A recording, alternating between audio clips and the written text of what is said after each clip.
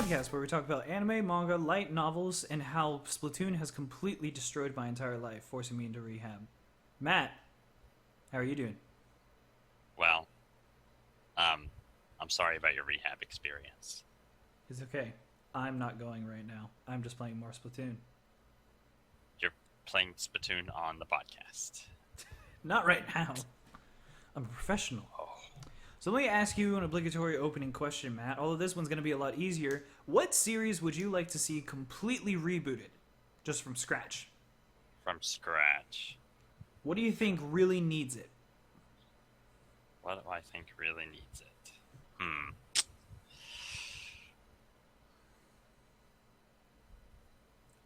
I'm trying to think. This is actually pretty hard because I don't know. I haven't seen a lot of older anime, and I guess it's really hard to tell what would need a reboot. What brought this on for me is the fact that we got a Sailor Moon reboot recently, Sailor Moon Crystal, which I've heard actually is a nice reboot, because it follows the manga a little closer. We're getting a DBZ reboot, I believe, I think, and Right, then that's I was watching a video and they suggested doing a Trigun reboot. And I thought that would be interesting because Trigun didn't follow the manga. Like, it did a little bit, but it decided to take its own detour, which was fine because the anime did a good job.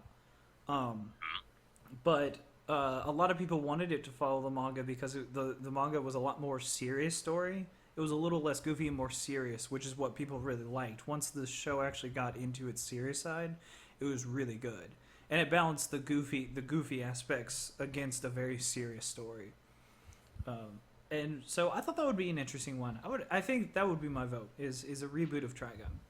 I love the original anime, but I would be interested to see one that follows the manga closer. yeah.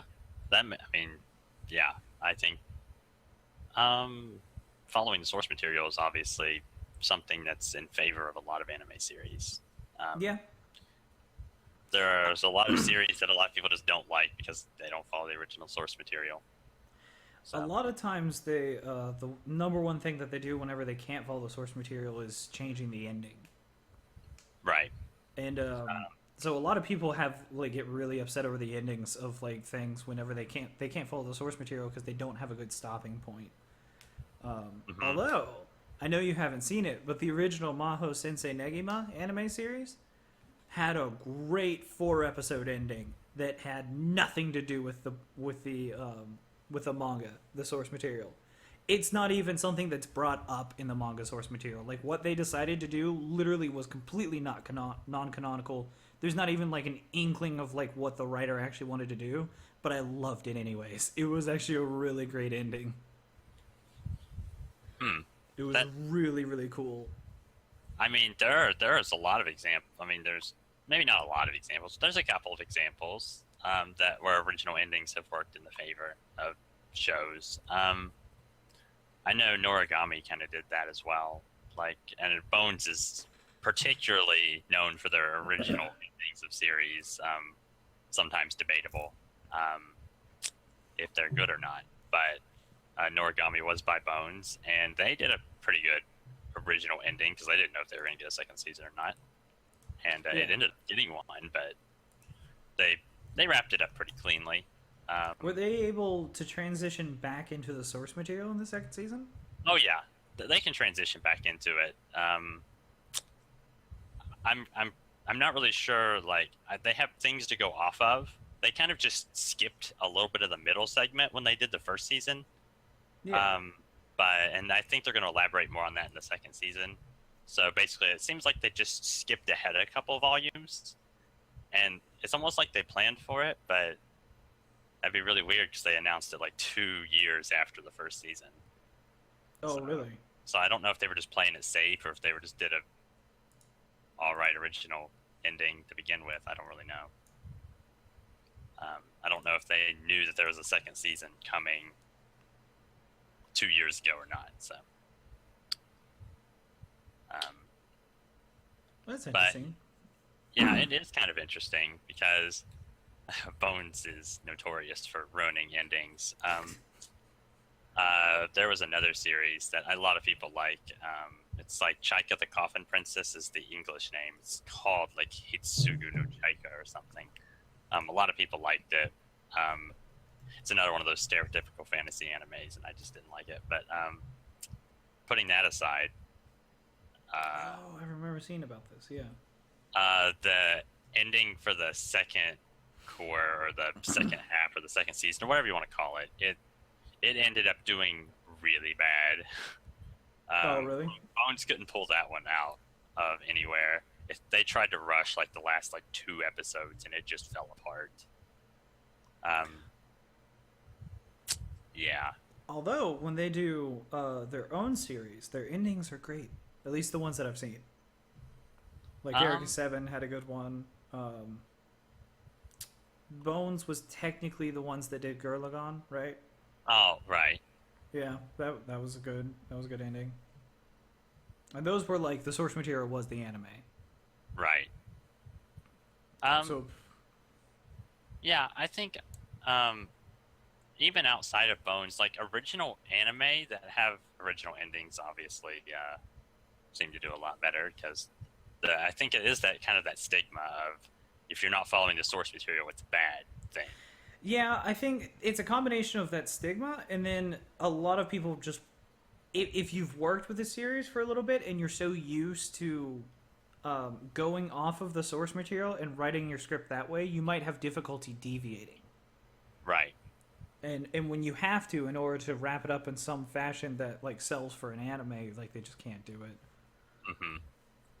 Yeah. Although you'd think if they were like serious, if they were really serious about it, and they knew the source material like really really well, you'd think that they would be able to do something interesting with that on their own.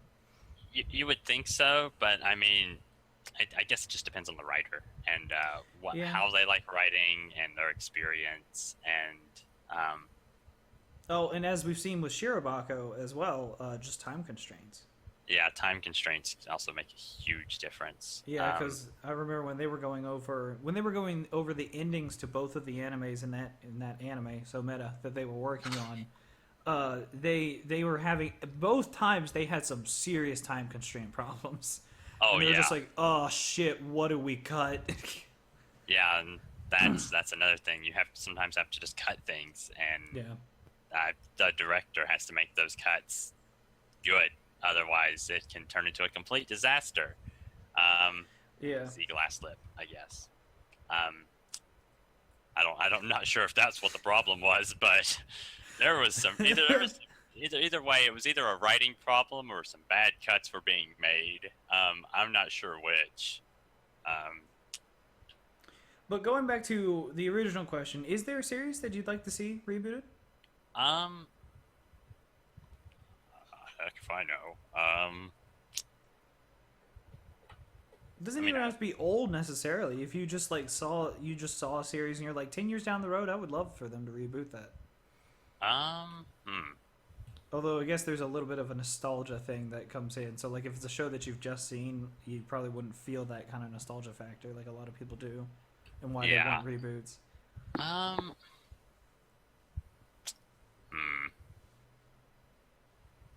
That really is a tough question. I thought it was going to be simple. Turns out to be tough.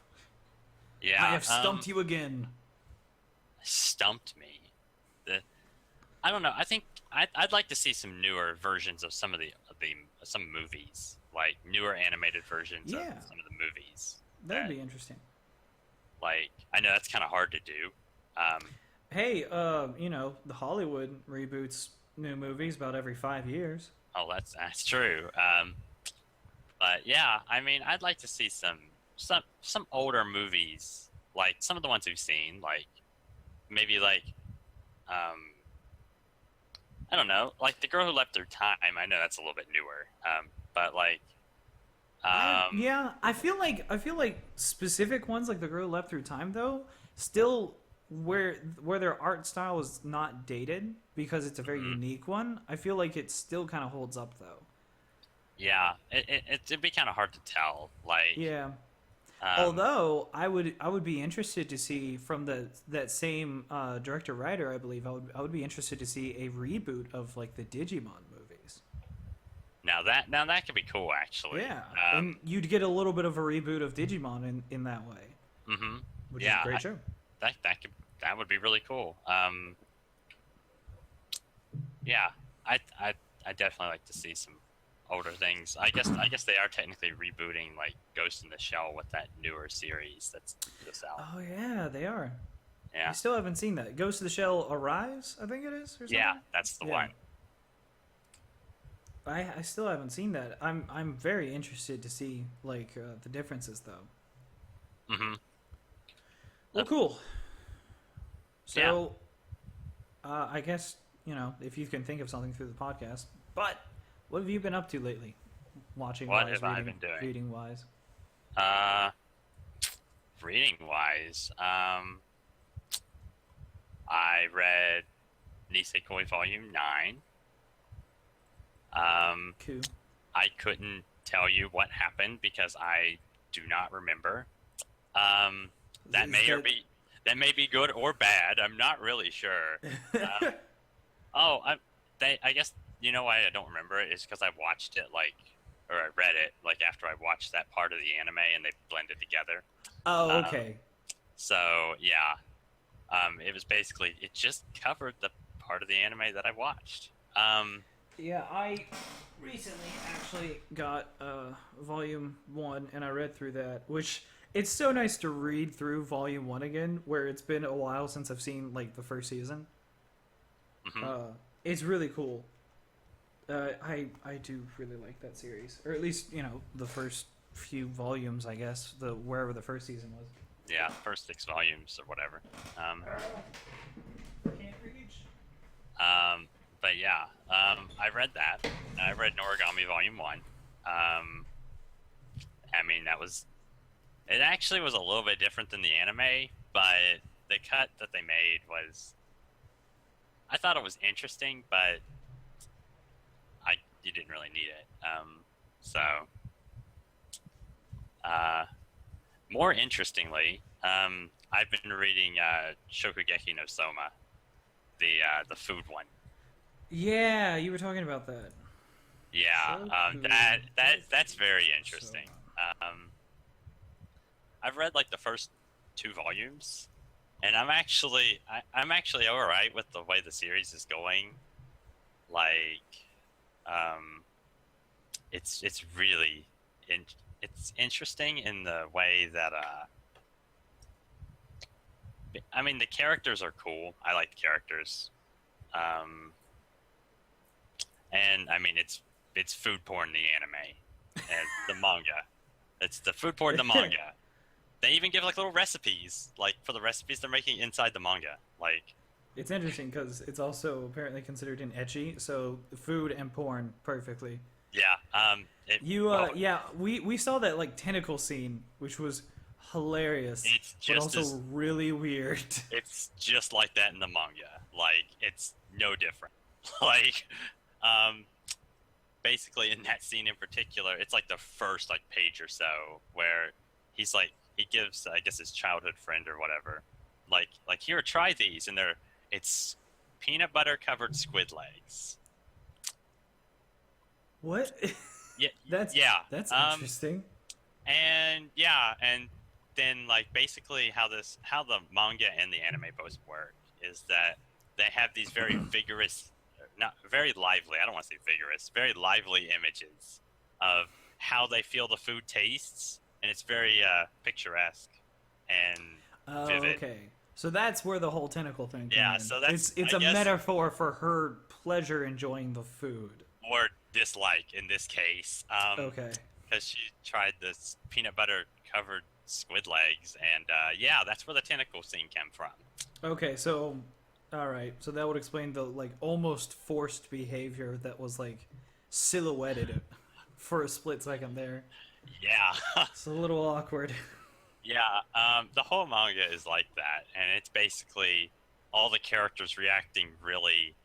It's like what Kafuku Graffiti could have been, and it's on the next level. It's like what it could have been if they took out the head tilts and put a lot more porn in there. Kind of, yeah. I don't know. I don't really know why it's an ecchi, but like I mean, there are some there are some very vivid images and imagery in the manga, but I don't know if I'd consider it an ecchi just because of that. It's one of those that really doesn't deserve the tag because it only kind of skirts the line. Yeah. Okay.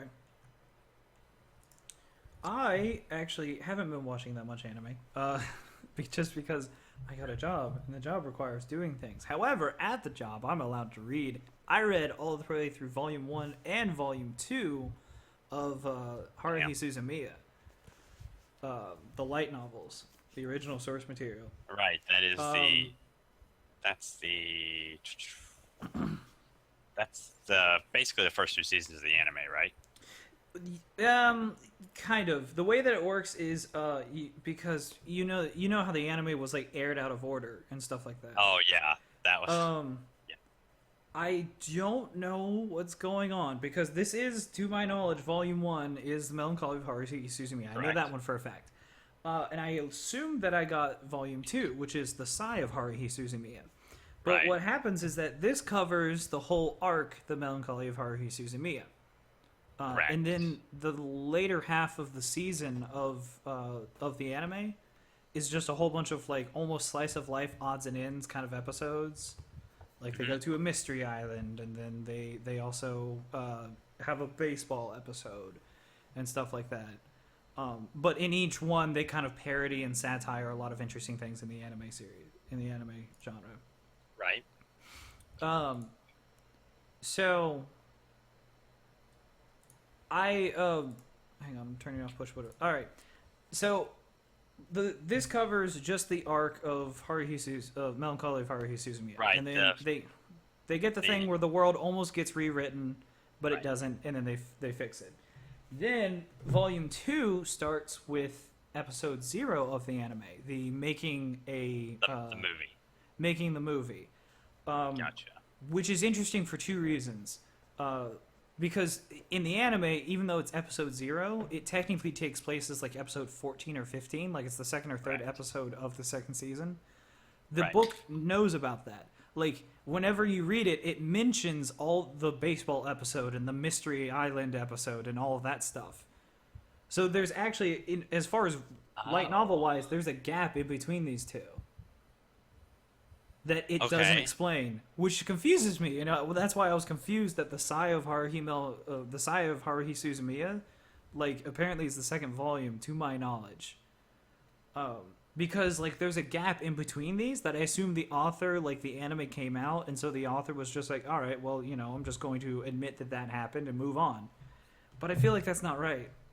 No. I don't know what's going on. I feel like I'm missing a volume. Well, Haruhi. Well, I just looked it up.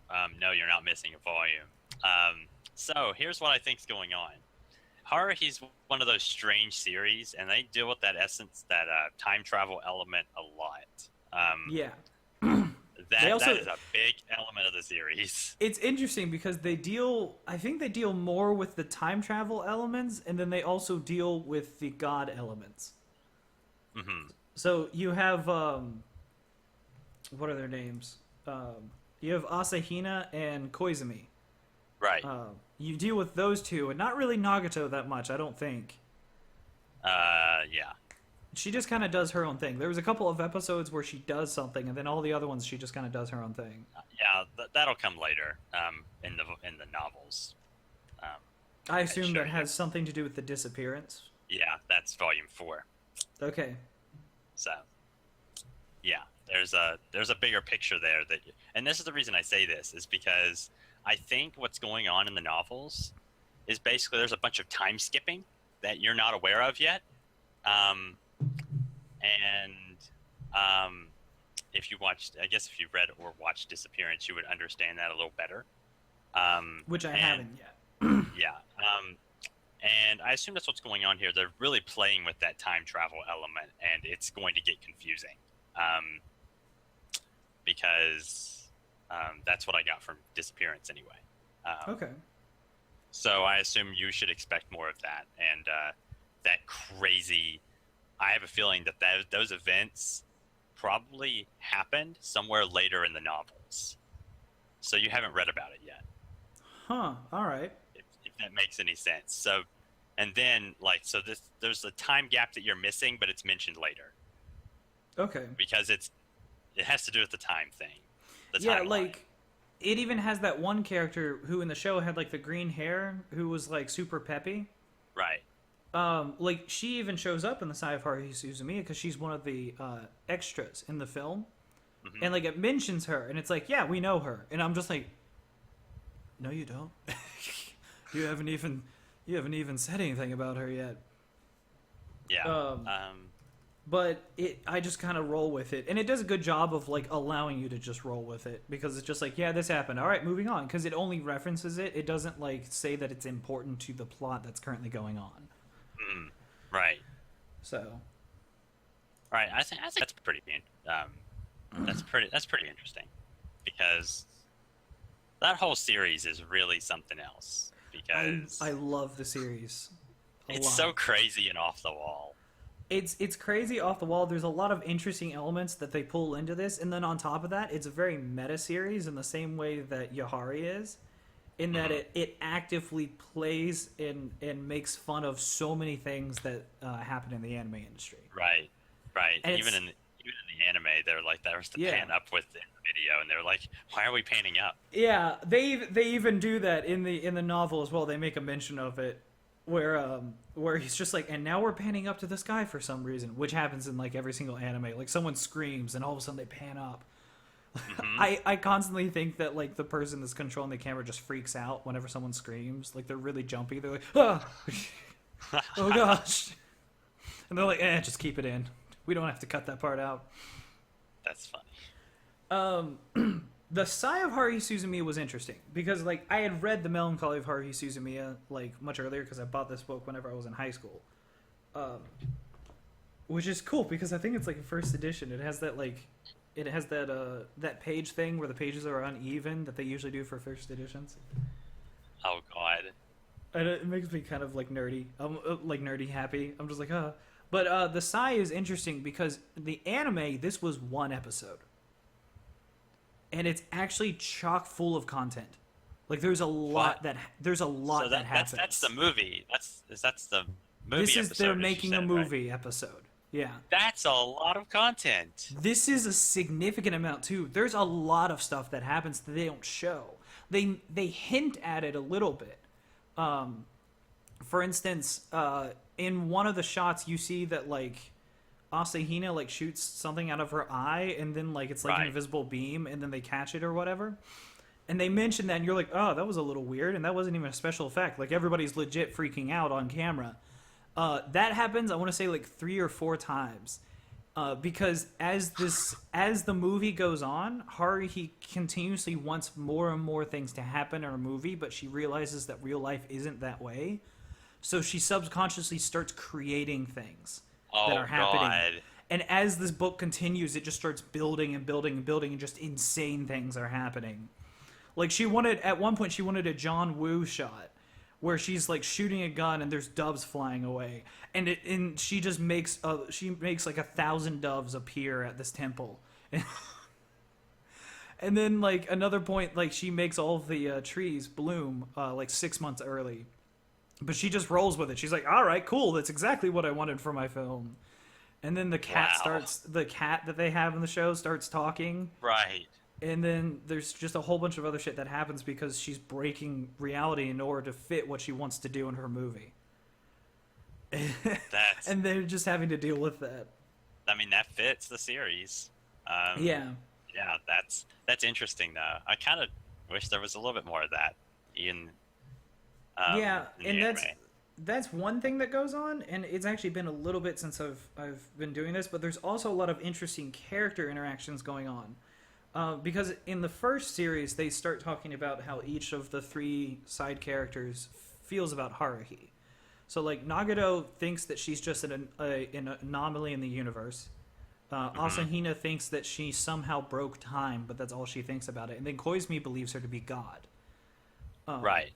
And there's actually a lot of active, because they don't know how to deal with what's going on in the movie, there's a lot of active differing between them about how do we deal with this, what do we do. And it's cool because you get to see a lot of interactions from these people that didn't really happen, if I remember right, in the anime. Like at one point, Asahina and Koizumi are directly against each other. And Yeah, that didn't happen in the anime. yeah, because both of their organizations want something different to happen. And then Nagato actually completely goes hands off at a certain point because she's like, if your world explodes, I don't care. Whoa. I'm just a watcher. I just watch to see what happens, so I don't want to change this. I don't care. The only thing that she does do is just defend the different characters whenever like crazy shit's happening that almost causes them to die. So Right. there's a lot of interesting things that happen, and they completely skipped over it. And it's actually really interesting because like watching the anime first and then going into this, I can go, that's where that happened. That's where that happened. Because this all takes place from the perspective of while they're filming, where Right. the episode took place from the perspective of you were watching the film. Right. So everything had already happened. And so you don't get the behind the scenes kind of thing that was going on and a lot of the stuff that's going on in Kion's head as things are happening. Right. Yeah, and that's what I've gathered from people that have read the novel. So like, there's a lot of more Kyon narrating what's going on. A lot And more. I love his and sorry to interrupt. His perspective is great because he's so fucking sarcastic throughout both of these books. He is just like nonstop, like so funny throughout the entire thing because he has such a nonchalant like view of everything, and he like is very almost negative consistently. Hmm. The one thing is he's much more of a pervert in this for Asahina than he was in the anime. Like a lot of his thoughts are just like a lot of his thoughts whenever he like turns to look at Asahina is just like, pretty girl, oh gosh, and he just can't think. whereas in the anime they just showed him as being like reserved around her. Right. Well, there was that one part in the anime where there was the mole, and like, I mean, Yeah. but And that happens in the books as well. Yeah. Yeah. well, that's interesting.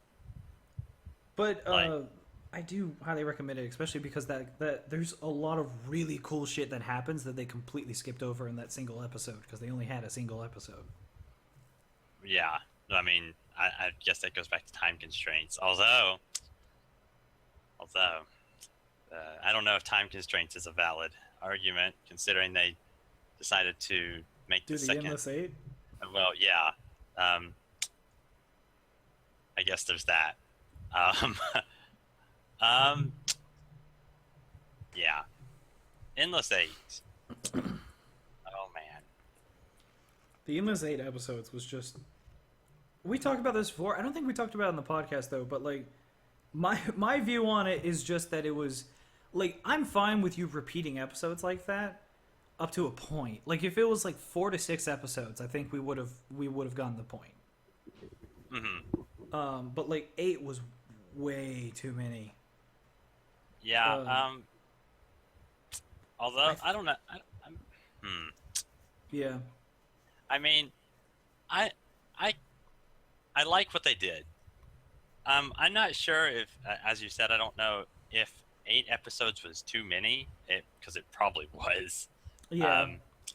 But like, I really liked what they were trying to do, and I understand why they did it.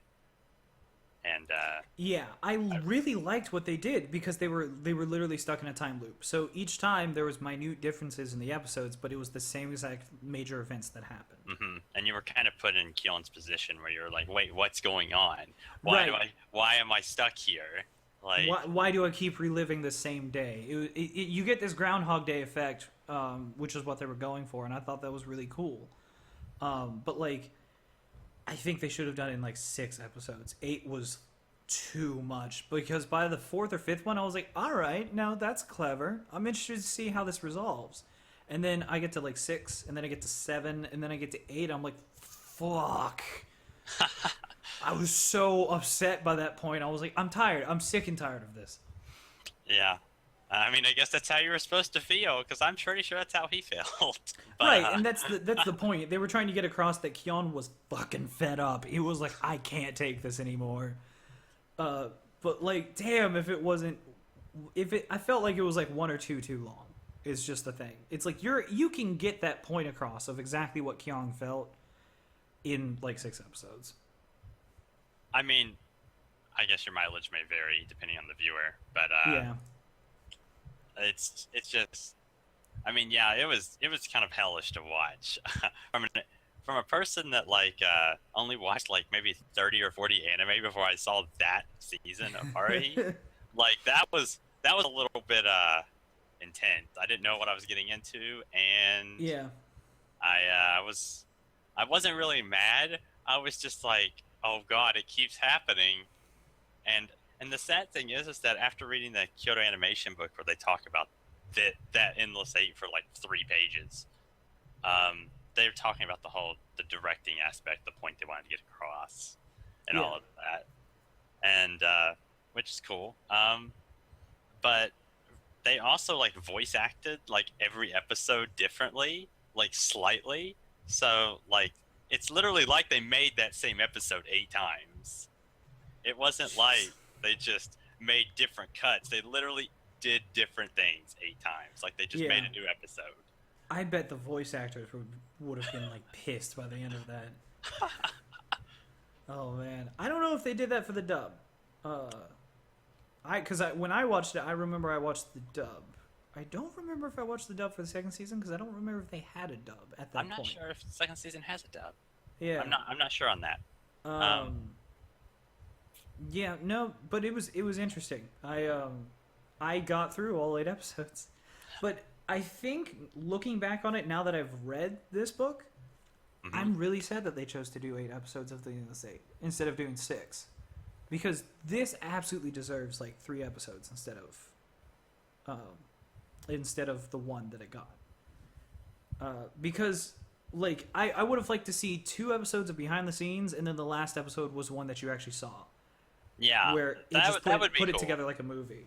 That would be kind of cool. Yeah, I think there's definitely some lost potential in the Endless 8. And that's kind of what it boils down to. If the 2nd season was literally like 2 episodes longer, or like 3 episodes longer, or say if it was a 2 or 14 or 15 it was. Yeah. Like, or some random odd number, like 20. Like, if they would give it more episodes, I think it would have been fine. But they cut out content that they should have had in there, and they did something interesting, but they took too long to do it, and it's... Yeah. I mean, when you have a series, like your 2nd season was 12 episodes, and 8 of those 12 episodes was dedicated basically to 1 episode. Technically 2, because you have a beginning and an end. That's a bit too much. Yeah. It's funny too, because like I got through the Endless 8 and I'm like, that's an accomplishment, and I'm like, yeah, I mean I got through that. I had the patience to do that. But then when Aremo had their good ending, bad ending thing, where half of the episode was literally the exact same with no difference, I got mad. Yeah, 'cause it's really weird how that works, because you're like, it's, I don't want to say it was acceptable for KyoAni to do that, but like it's different, because it's difference between minor differences and copy paste. Yeah. It's definitely different. And it wasn't good bad. It was good ending and true ending. Which I love how they did that, because like they ended it one way because it was the anime and they thought they were only going to have 1 season. Turns out they got a 2nd one, so they're like, cool, we're going to keep adding on to this. So they decided to make a true ending. It's also funny because Oremo keeps on poking fun at like the anime industry, and and specifically the anime game industry. Right. Which I thought it was great that they had a good ending and then a true ending, which was cool. Yeah, that's kind of a cool parallel. Yeah, but the good ending and the true ending, literally it was copy paste for the first half of the episode. Which made me so mad. Which is why whenever I go and watch it again now, I actually do skip the first half of the true ending episode, because I've watched this. I'll go through the good ending, and then I'll load up the true ending episode, skip through to halfway, and then just keep watching. it's just. Granted, I also had to watch that because I watched it I watched it by myself, and then I watched it with Val, and then I think I watched it another time on top of that. So I was like, I just gone through so much by that point of the same exact anime. Right. But yeah. Yeah. Yeah. Endless Eight. I don't know. How was the adaptation? Like, besides minus the Endless Eight and minus what we already discussed, how was the adaptation of the content that was in the anime and the novels? Was it pretty true? Specifically for the Sai of Haruhi Suzumiya? Or do you mean for both books? The Melancholy Volume 1 is almost a perfect adaptation. If you consider the watching order in which is the one that I watched, which was DVD order, that they put the episodes in, which technically had episode 0 as the first one, but they put the Melancholy of Haruhi Suzumiya as just its an entire arc, and it didn't put a whole bunch of extra episodes in there and jumped around. And if you consider that, it's a perfect adaptation except for one point, which is just that in the novel you get Kion's inner monologue. They did it a little bit in the anime, but it is so there's a lot of monologue that he does, and it's not boring at all. It's so clever and really funny and very witty. And I have to give credit to the because these are the actual books that they released in America, and they did a really good job of localizing it. They did a really good job. It's like I think they hit everything that that whenever you see the subversion of the anime, they hit all of that, and they hit it perfectly, and then they add their own flair of what Kyung's sarcastic personality is. Okay. So I think the first novel is a perfect adaptation. Pretty much. You just miss out on a little bit of content of his inner monologue that's a lot really sarcastic, and then once we get further on in the novel, it starts getting very in depth and thinking very much about what's going on in his world, and it's really cool because he starts taking it very seriously. Right. Also, they didn't really point this out that much in the anime. What do you think the relationship between Koizumi and Kyung is? I assumed it was kind of. I felt like they were almost friends, but I still felt like it was kind of distant. That's kind of how I got it. In the novels, he fucking hates his guts. Wow. He hates him. He takes all of his advice, because he's a very knowledgeable individual. He takes his advice with respect, but he hates him. Oh, wow. Every single time that they're in a scene together, he in almost every single monologue, he mentions something along the lines of he just wants to punch him in the face. Because he this fucking guy is smiling again. He's always fucking smiling. I want to punch him so hard. Wow. It's great. That's brutal. Yeah, that's interesting. Yeah. He also, the inner monologue for Nagato, when he refers to Nagato, I would argue that she's probably dramatically more distant in the novel, but he also has a lot of respect for her, and he feels that he can always rely on her, which is cool. There's a lot of times whenever he'll turn to her and look at her just for advice, and she doesn't have to say anything. She just either nods her head or knows. And then he just goes with that.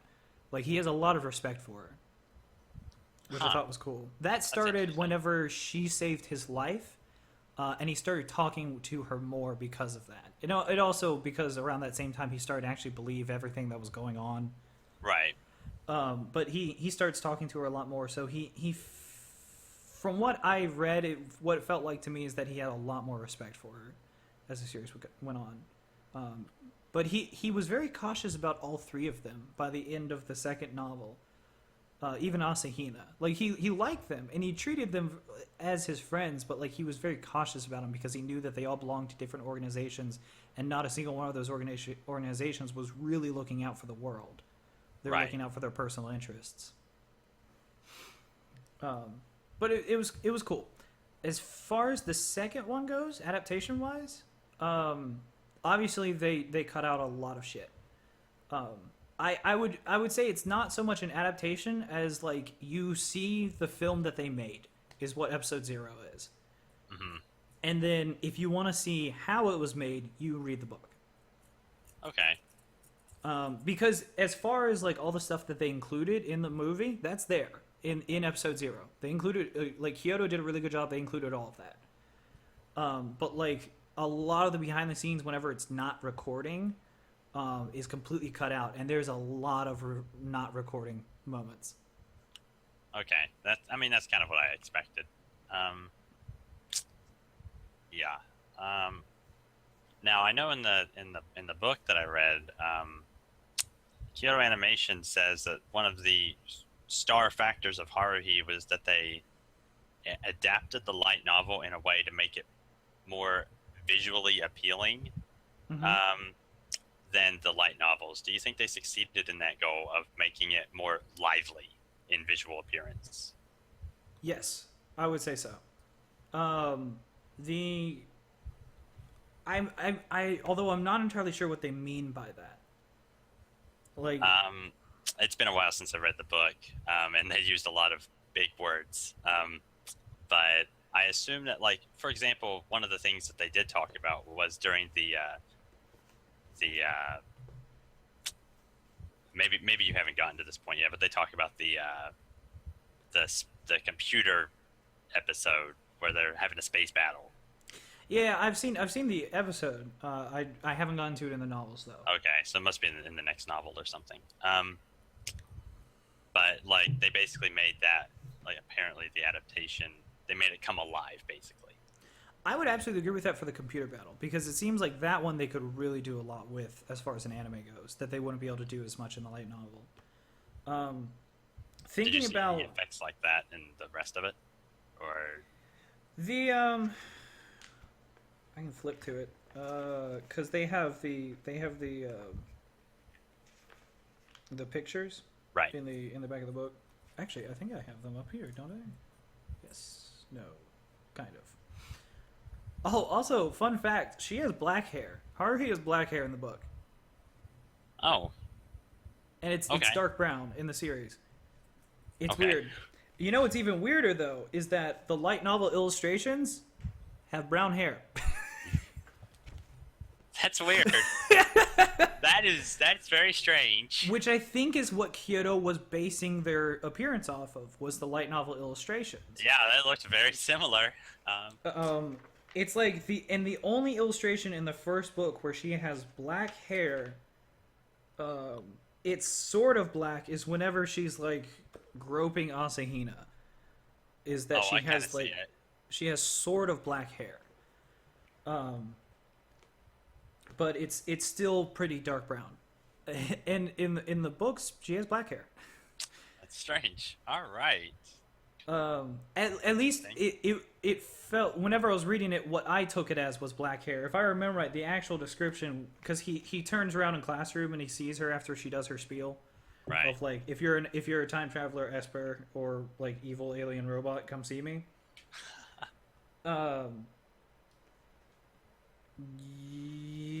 Right here actually.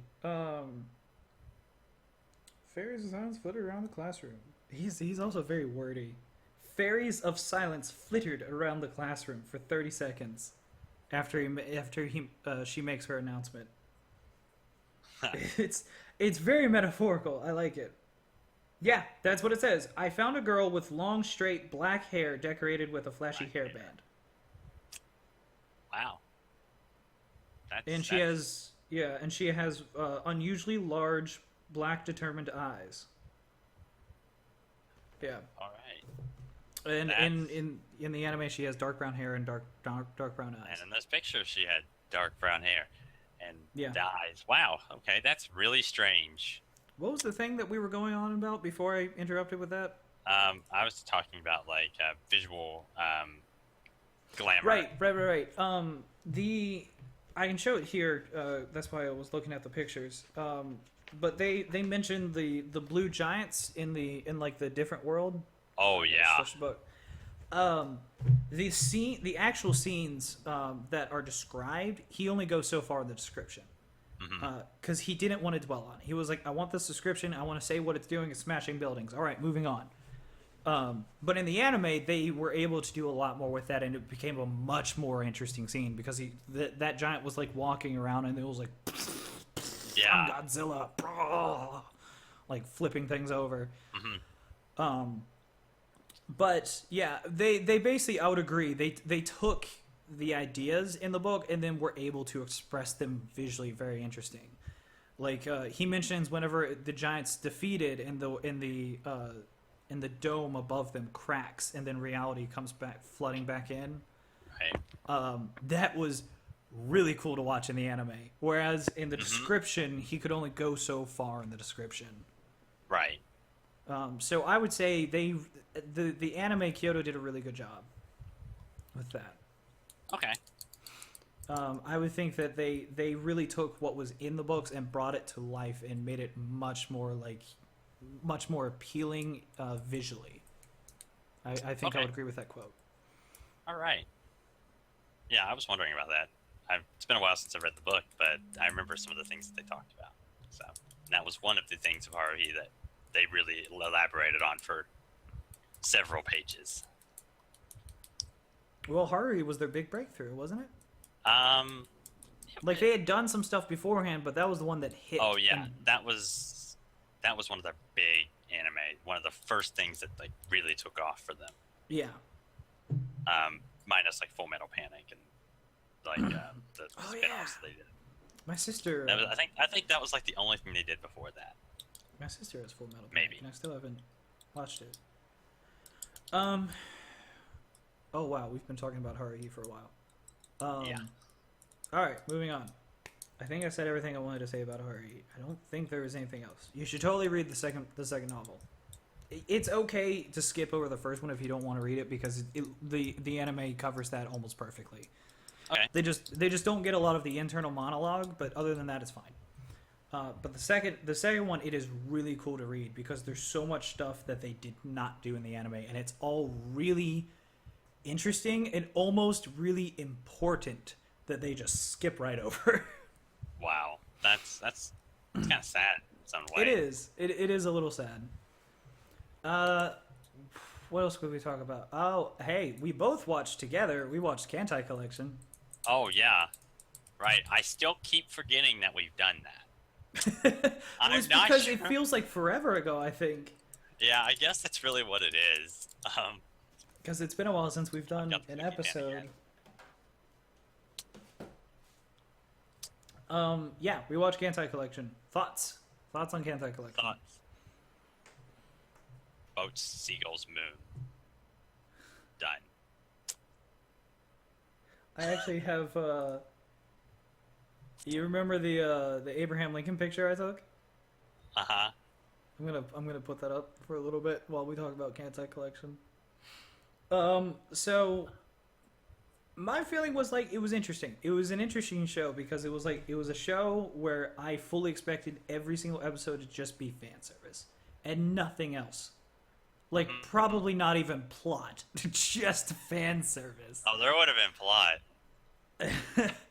But it wasn't that. I thought it was cool that like each battle that they did was an actual historical battle that those ships faced. And I thought it was interesting the different personalities that each character had. I didn't like about it how stereotypical everything was. Oh yeah. I know that I continuously for the past like I want to say for the past like 4 episodes that we've been doing this podcast, I keep bitching about things. I feel terrible about that. I did like it. It was just like for instance, what was it, episode 3 or 4 when they had that big important thing that happened with that one ship? Oh yeah. Yeah. Right. That was, for one thing, it was like so foreshadowing. The entire episode was just like, we're best friends now. I love you. We're best friends now. I like how they mentioned her name like one time in the previous episode, and then suddenly he's like a major character, and you're like, Suddenly best she's a friends. major character, and they're like, we're best friends. Man, nothing's gonna tear us apart. Nothing bad will happen. Nothing at all. And they just kept doing that for the entire episode. And then they really started to ramp it up like 5 minutes before it actually occurred. Mm-hmm. They were just like more than Mommy was ramped up in Madoka. Yeah. Was just saying something. They were just like, wow, nothing bad will happen ever. I'll tell you what I want to tell you after we're done with this battle. And it's just We'll like, still be here. we'll still be here. I know nothing's going to happen to us. And then they just went into the battle. And I was just like, oh, gosh. Also, the way that they portrayed what happened was terrible. That was pretty bad. It was like something happens, something really bad happens, and even though she was in a squadron surrounded by everyone else, no one sees it. Yeah. They like no one saw it until, and then we didn't find out until like the credits. Literally, the credits are rolling for that episode. That they're like, oh, apparently, a couple people did see it. A couple Yeah. people in the squadron, but apparently, no one was there that had her back. Yeah. No one was apparently that invested. Yeah, they were like, oh, she's gonna die. Oh, shit. Oh, well, spoilers, but they're like, oh, shit, she's fucked. Oh, no. Well, that Yeah. sucks. And then they just don't do anything about it. Yeah. Yeah, they literally just... I don't know if that was like an oversight on the plot or whatever, but yeah. That Also, was... along with doing that Not good. continuous foreshadowing, where they're like, nothing bad's gonna happen, they end the episode like that. The bad thing occurred, it's terrible, everyone's crying, and then the one character that was like totally super happy ends the episode totally super happy. I'm just Yeah. gonna wait out on this cliff for whenever she comes back. I'm so excited. And then they end the episode. Yeah. And I guess what you were supposed to feel was like, oh god, this is awful. Like, Yeah, but she doesn't know what's happened, but it it was didn't like... come off that way at all. Like the ending song, we even talked about how the ending song was so bad for that. Yeah. Because it was a song that was like kind of sort of melancholy, but it was still really super happy, and it was an Yeah. insert song. It was Yeah. intentionally put in there. It wasn't just the ending song for the episode. Mm-hmm. And then it ends on a happy note. It doesn't just end on one happy note. It like has a progression of notes and then ends on this wondrously happy note. And that's how they end the episode. They're just like, Yeah. happy, and then the episode ends. And we're like, we just saw something terrible happen, and that's what you're going to end it on? Yeah, that's not good. Not good. Besides that, sorry, you go ahead. I've been talking for Oh, like I said 50 no minutes. bueno. No bueno. Not good. Besides that, my feelings on the series was that the only other major bad thing that I had was towards the end of the series, they had a whole lot of how are we going to get out of this? Deus Ex Machina. Oh yeah, like the whole chain of Deus Ex Machinas that they There did. was like, in the 5 last of them, at least. 5. It was like, it's all right. We're gonna battle this, and then like suddenly like we can't defeat her, and then they were like, it's all right. Well, the second part of our squad's here now, which that's fine. I mean, that was technically like the second part. Like, Yeah, they were it's like they explained that. separated. They came back. Yeah. Perfect, fine. And then they were like, it's all right. Suddenly, the rest of the base is coming back to help them because they still couldn't Yeah. defeat it. And I was like, all right. I don't know how they knew that, but I guess someone communicated that. And I'm like, okay, that's weird, but all right, still Whatever, fine. okay, yeah. And then all of a sudden, like the commander like girl and like or the whole command center like shows up and they're like, it's all right, we'll help you defeat it. And I'm like, all And right. the best part about that is that here, to shorten it down, here is literally what happened. All right, we're going to beat them. Oh, no, we can't beat them. Second squadron comes in. All right, we're going to beat them. Oh, no, we can't beat them. Third squadron comes in. We're now up to every character that we've seen in the show. All right, we're going to beat them. Oh, shit, we still can't beat them. Suddenly, random chick that we've never seen in the entire anime shows up. And she It's all doesn't do right, anything. We're here now. She's like, it's all right, we're here now. Yeah, I'm that's gonna all. tell you That's all how to she does. defeat it. And they're like, yeah, we already knew that. And she's like, Yeah. She's like, all here. right, never mind. Yeah, she says, "Here, this is how you defeat her," and like the people literally had said that 5 seconds ago, so they're like, "Yeah, that's exactly what we just said. So let's do that." And then Yeah, they but beat her. Yeah. Did they beat her? Did like I could have sworn like after that like someone else came in. No, what But it was maybe is that not. she randomly came in and she was like, "Here's how you defeat them. Also, the commander's back." Oh yes. And then that's why I right. have this picture of the Admiral Commander. It's the only picture that we have in the show of the Admiral in his Lincoln box in the war room. I love this. This is a war room, and down on the ground, like below this hand railing, is where everyone has their table and they're pushing the pieces down and they're like, all right, we need to do this. This is their strategy. And throughout the entire show, they're the ones that are doing all the strategies. The Admiral hasn't done shit. And Yeah. and every time that they show him, it's either a shadow, it's either a silhouette, or they just refuse to show him. They just mention him in passing in the actual conversation. Mm-hmm. And then we finally get this one last chance to see who the Admiral is, or actually put some type of face to this name. And then they just show the Lincoln box where Lincoln was shot. Like, what is this? It doesn't even fit in the room. Everything else in this room is metal and hard. There's like a desk to the side that's made out of wood, but everything else is like war room metal and super serious. And then we just have this extravagant Lincoln box that there's no window in this room, by the way. I don't know what this guy's looking out over. I don't know if they put on plays and that's just the balcony seating. Like, I can't. You keep going at the Lincoln box, and I can't take it serious. no, I couldn't either when I saw this. And they're like, yeah, Admiral's finally back. And the camera literally pans up from the war room up to this box. Lincoln box. The Lincoln box. Oh my god. That was so random. So the ending was dumb.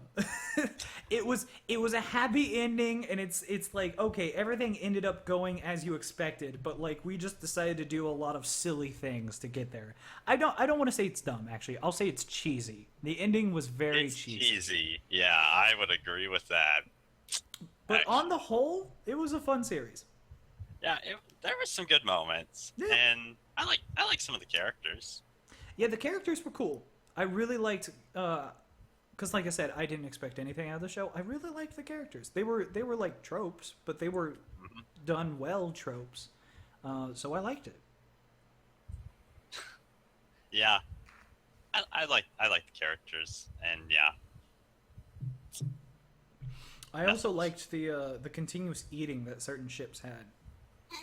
They had to refuel and resupply, so they would just sit down at a buffet table and just eat for the entire episode. I love that too. Like they would constantly like come back in and show them, and they're still eating at this buffet. Like they've been literally going on for the entire day. They've just been like eating rice. That was ridiculous. Yeah. Let's get some rice. Let's get some meat in this pile. Yeah, the only other thing that I would say against the series is that they had a lot of neat characters that seemed to be like fan favorites, and they didn't do anything with them. Like like blonde chick with the super short skirt that's non-existent. Oh right. They just didn't do anything with her or with several other characters that were actually like really interesting characters, and they were just like, yeah, we don't have time, so we're just gonna skip over this and keep going. Yeah. Which was fine. And I mean, like the there's story a lot makes of sense. characters. Yeah, it but- had like what 30 ships or something like that. There's a lot of characters, so it made sense why they did that. It's just like they had these characters that weren't just like fan favorites; they were also like their art style and their characters and like what they wore and how they looked was dramatically different and very like that's not a background character. Like that is obviously an important character, is how it felt, and they just didn't really do much with them. So, because each one is stylized in a different way, because each individual character, I think, was made by a different illustrator in the game that this is based off of. So, like, each one's stylized differently. Right. Well, there are certain illustrators, like, I think the same illustrator that did Fubuki I think she's the same one that did Akagi. Yeah, it's completely possible. But like a couple, they basically had like 5 illustrators, and each one stylized each character differently so that they would be unique and interesting. Right. And it's just as far as an anime goes, it means you have a whole lot of background characters that look incredibly unique and interesting, and we're just gonna skip right over them. Yeah, and that's kind of unfortunate. Yeah, I mean, but I guess that's the nature of the show, but yeah, but in a sequel, I'm sure that they would get into those. yeah, And apparently, there is a second season announced because I just saw it on my anime list. So that's cool. yeah, I'll be interested to see what they do for a second season. yeah. I think it'll be interesting as long as maybe we'll finally get to see the commander appear out of his Lincoln box. That would be so great. Turns out he was assassinated in the last episode by John Wilkes Booth. I mean, hey, you never know. Like, they literally have a John Wilkes Booth looking character that's one of those evil, like, crab people. And he just, like, shows up in the base and shoots him. Historically accurate. Historically accurate. That I did mention that earlier, but that was something that was very cool. Was that the ship battles that they did were actually based off of real ship battles, and the way that they played out was historically accurate to apparently how they happened in World War II. That's cool. Yeah, that's cool. Actually really neat. It's a Moe version of World War II. It's the Moified version. Although when you That's think about it, the bad guys would then be America, wouldn't it? Primarily. Yeah. People online have described them, the enemies that they fight, even the game and in the anime, as just the fallen warships that have lost their lives, basically. Like I don't want to say ghosts, but like spirits, or like. I would probably say zombies would probably be a good way to approach it. Yeah, I think that's a fair assessment. Yeah, it's just funny because it's like it's zombie Americans. It's like how we always have Nazi zombie games that we play. They have zombie Americans that they're facing. Yeah. That's interesting. That is interesting. I didn't think about that, really but that is unique in its own way. Okay. Besides KanColle collection, was there anything that you wanted to go over? How much time we got? We are at 1 hour, but we Okay. can talk about. We still have time to talk about something else if we want. Okay. There wasn't anything that I could think of. I wanted Zack to be on this call. Yeah. And I'm really sad that he wasn't able to make it. I'm sure that he actually had an honestly good reason, because I know that he was busy today to begin with, and I think he had a lot of work to do for that app that he's developing. Yeah, he said he had a lot of work yesterday that he piled up. Yeah. Yeah. But I wanted him to get on that call because I still haven't seen Punchline yet, and both of you have. So Yeah. I'm sure both of you could just go at it with Punchline. Yeah, You I both would really have. like to talk to him about some of the stuff that happened there, because there's a lot to discuss. And Yeah, because I can't discuss it with you, and I know that whenever you two were talking outside the podcast, it was really interesting to listen to that. I'm like, this is interesting, because when I just saw the PV. the PV, and I was Right. immediately turned off because I was like, this looks like Panties the anime, and I wasn't interested in that at the time. I was like, I'm gonna watch some other things instead. Mm-hmm. But I was apparently completely wrong, and I'm happy that I am. So, I mean, I realized that apparently, like, whenever he sees panties, like, the world explodes or whatever. Mm-hmm. But like, besides that, apparently it has a lot more depth to it. So I wanted us to talk about that, but unfortunately he's not on the call. So Right. I'll briefly mention this because there's not much to discuss. Idolmaster movie. I watched that. oh, you finally watched it? Yeah. How was it? It's basically the anime with more music. Was there an evil guy playing Othello that didn't know how to play Othello? No. And he just made X's on the board because that was great. Yeah, no, that guy got fired. Minus So that though, Where does it take place? Is it after the series? it's after the series. Basically, they all are involved in stuff, and basically they want to do one big concert. And this is kind of funny because basically the whole movie didn't focus on like most of the characters. most of the characters they were mentioned and they had like a snippet of discussion and they were just completely gone. Because they're setting up for this concert and like this was kind of and basically they brought in like they had to go training. They went to a training camp and basically they had to hire these backup dancers or whatever. And there was a bunch of these little girls that are like idols in training. Not like little girls, but like I'd say like middle school. So they're basically newbies, is yeah, all it is. Yeah, and they're just training to be backup dancers and like. I mean, maybe get a start into the idol industry, but this isn't it. This is just they're working towards it. Yeah, like they're still like in training basically, and okay. They're working with them to kind of get up to par because they're going to do the show with them. And so wait, they took out a lot of characters and then they put in these new little girls? Basically, yeah, these new little girls got a bunch of screen time, and a lot of the other characters didn't. That's really unfortunate. That really is sad. And basically, the only real character that got a lot of development was the main. I call her the main girl, but it's Haruhi. She kind of was in the series. It's like they spent a lot of time on all the characters because they had to. They had a whole bunch, so they just kept going with all the different characters. But like, she very obviously was the one that we were kind of following. Yeah, and I mean, she has some interactions with the idols in training, and the movie kind of progresses from there. It turns out big drama happens. As it did in the show. Yeah. And the drama was okay. Like, I mean, it was a good moment. It was better than some of the drama we got in the original series. But it was super campy was the problem. It's like all the drama was brought on by some douchebag that doesn't know how to play chess. Yeah. And doesn't know how to play Othello. He doesn't know how to play board games, really. Yeah, like any board game, he just didn't know how to play. But he tries. Mm-hmm. And then, of course, like it basically like there's